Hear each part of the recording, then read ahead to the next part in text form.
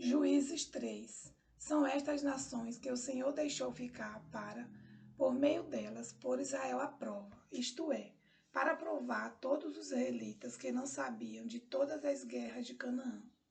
Ele fez isso tão somente para que as gerações dos filhos de Israel conhecessem a guerra, para lhe ensinar a guerra, pelo menos as gerações que anteriormente não sabiam disso. Os que ficaram foram 5 governantes dos filisteus, todos os cananeus, sidônios e heveus, que habitavam as montanhas do Líbano, onde o monte de Baal-Hermon, até a entrada de Amate. Estes ficaram para, por meio deles, o Senhor pôr Israel à prova, para saber se dariam ouvidos aos mandamentos que havia ordenado a seus pais por meio de Moisés. Assim, os filhos de Israel moravam no meio dos cananeus, dos heteus, dos amoreus, dos ferezeus, dos heveus e dos jebuseus.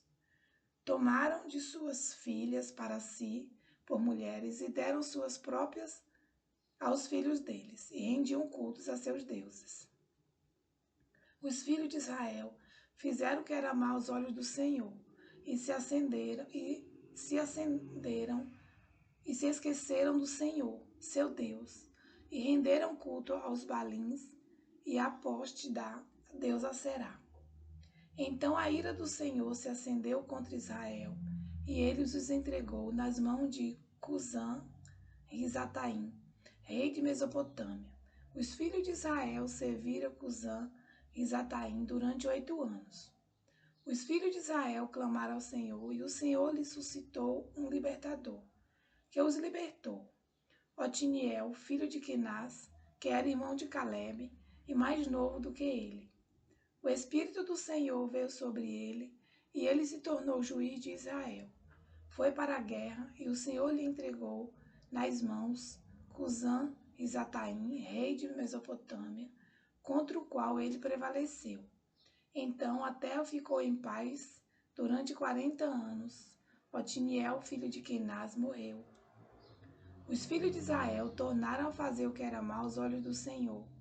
Por isso o Senhor deu poder a Eglon, rei dos Moabitas, contra Israel, porque fizeram o que era mal aos olhos do Senhor.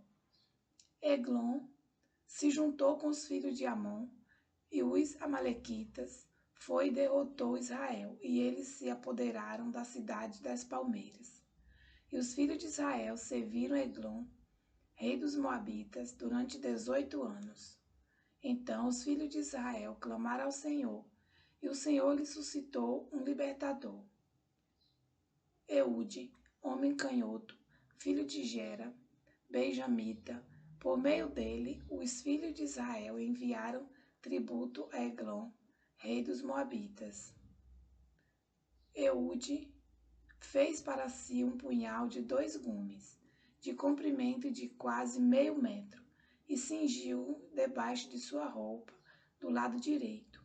Então ele levou o tributo a Eglon, rei dos Moabitas. Eglon era um homem muito gordo.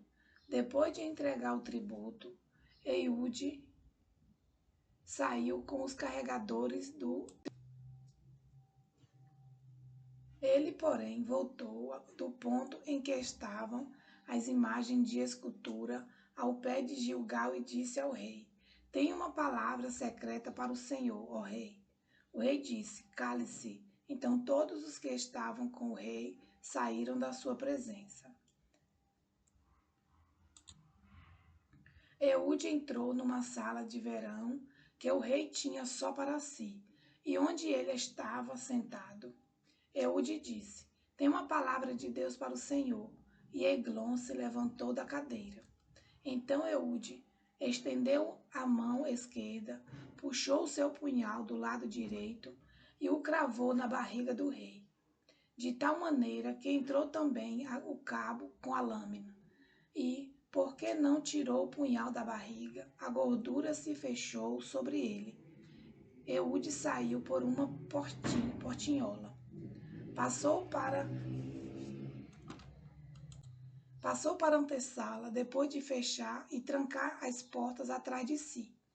Quando ele tinha saído, vieram os servos do rei e viram que as portas da sala de verão estavam trancadas. E disseram: sem dúvida, ele está fazendo as necessidades na sala de verão.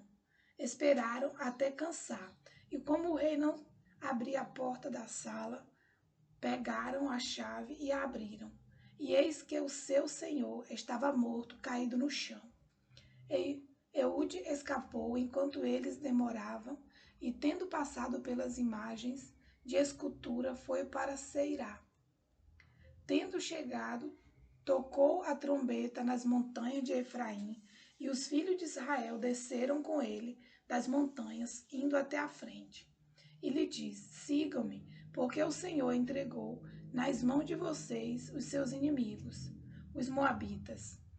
Eles seguiram Eude e tomaram os vales do Jordão contra os moabitas, e a nenhum deles deixaram passar.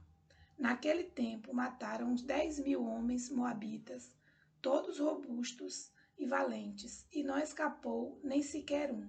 Assim, naquele dia, Moabe foi subjugado por Israel, e a terra ficou em paz durante 8 anos. Depois de Eude veio Sangá, filho de Anate, que matou 600 filisteus com uma aguilhada de bois, e também ele libertou Israel.